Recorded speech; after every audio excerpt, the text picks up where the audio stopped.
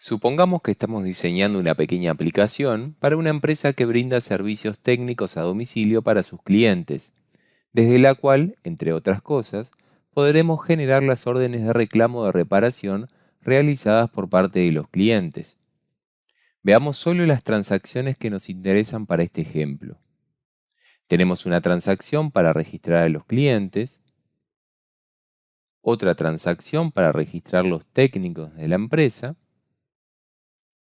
y una transacción donde se podrán registrar los materiales, los cuales utilizan los técnicos para solucionar los diferentes inconvenientes de los clientes.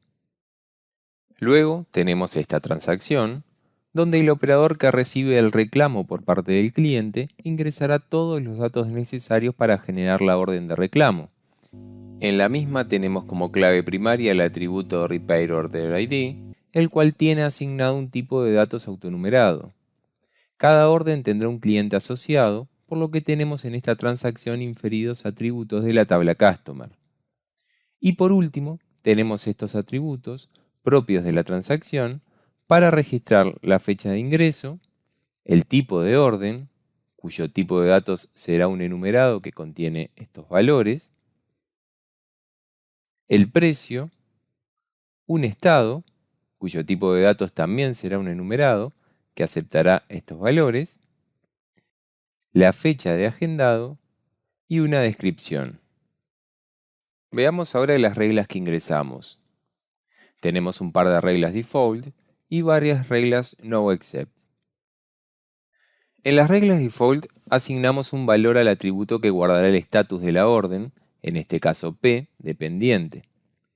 Y en este otro caso, le asignaremos la fecha del día al atributo que guardará justamente la fecha de ingreso de la orden de trabajo.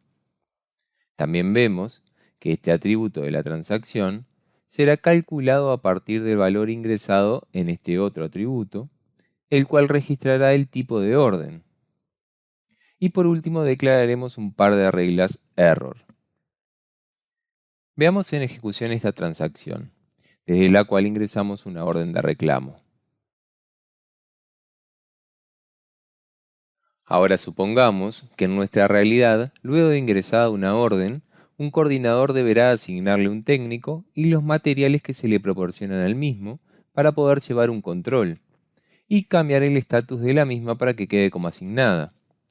Y a su vez, necesitamos que cuando se finalice la tarea por parte del técnico, pueda un administrativo asignarle a la orden una fecha de finalización, observaciones del técnico y del cliente, registrar si la falla fue solucionada o no, y cambiar el estatus de la orden a finalizado. ¿Cómo podemos hacer esto?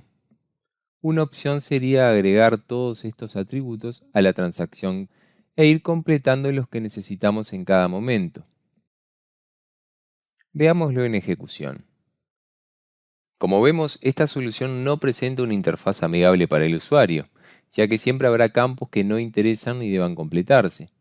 Por ejemplo, cuando el operador recibe el reclamo por parte del cliente e ingresa por primera vez la orden, antes de que la misma sea asignada a un técnico, veremos varios campos que no se completarán, todos estos.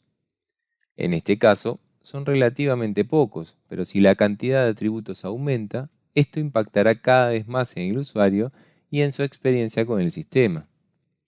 Lo mismo sucede cuando el coordinador ingresa a la transacción, selecciona la orden que desea modificar, por lo que ésta pasa a modo update, se le asigna un técnico a la misma y carga los materiales. Ya al buscar la orden y cargarla en pantalla, se nos muestran atributos que tal vez no nos interesen visualizar. Luego, para cargarle los materiales, deberá dejar campos sin completar que serán para un posterior ingreso. Esto evidentemente no es nada cómodo para el ingreso y como dijimos recién, al ser pocos atributos en este ejemplo no impacta tanto, pero a medida que los atributos se incrementen, ya que podemos necesitar registrar más datos, el ingreso se comienza a complejizar. O incluso cuando el administrativo quiera finalizarla con las observaciones correspondientes, deberá seleccionar la orden sobre la cual desea trabajar, pasando la transacción a modo update, y verá todos los atributos de esta transacción, cuando en realidad solo necesita ver unos pocos datos.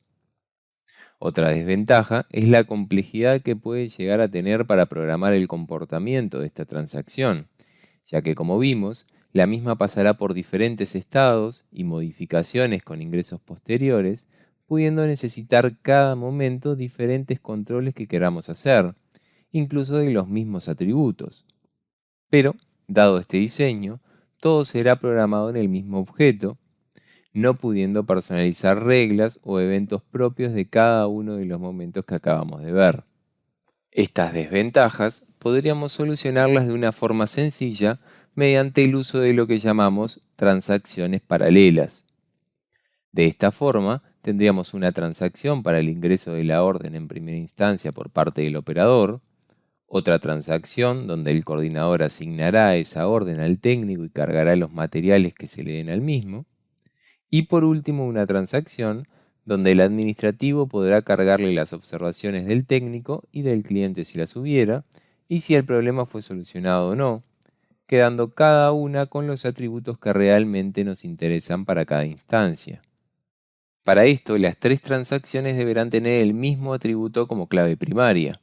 Esto es lo que las convierte en transacciones paralelas. Una cosa importante a mencionar es que la paralelización de las transacciones es por nivel. En este ejemplo, son paralelos los niveles principales de estas transacciones.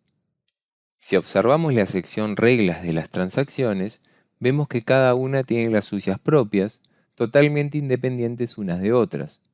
Esta es una de las grandes ventajas que tiene el trabajar con transacciones paralelas.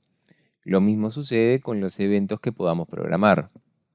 Veamos la aplicación en ejecución con estas modificaciones. Desde esta transacción, un operador recibe el reclamo del cliente y completa todos los campos. Vemos que se asigna automáticamente el valor P dependiente por tenerlo definido en la regla default. En algún momento posterior, el coordinador ingresa a esta otra transacción, busca la orden que desea modificar y completa los datos necesarios, cambiando automáticamente el valor que registra el estatus de la orden a A, de asignado. Por último, luego de realizada la tarea y de recibido el parte técnico, el administrativo lo gestionará desde la tercera transacción creada, completando los datos correspondientes y se cambiará automáticamente el estatus asignándole el valor F de finalizado. Vemos que de esta manera se hace mucho más simple, claro e intuitivo para los usuarios y ayuda a que la aplicación sea escalable para enfrentar futuros cambios que puedan existir en el procedimiento de ingreso de las órdenes. A nivel de base de datos, a partir de los niveles principales de estas tres transacciones, se generará una única tabla física, ya que, como sabemos, GeneXus diseña la base de datos siguiendo criterios de normalización. La tabla generada contendrá los atributos que resulten de la unión de las tres transacciones.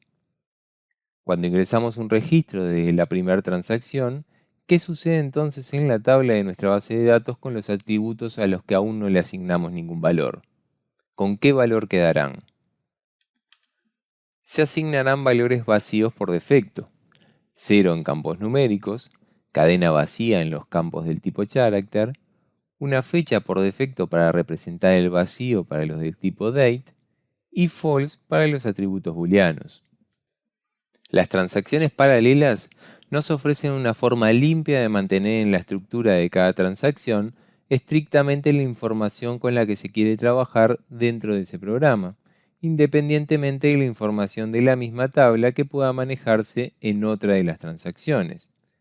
Hay una gran diversidad de realidades que nos pueden llevar a la necesidad de utilizar este tipo de transacciones, las que no entraremos en detalle en este video. Los invitamos a indagar en nuestra wiki para más detalles sobre este tema.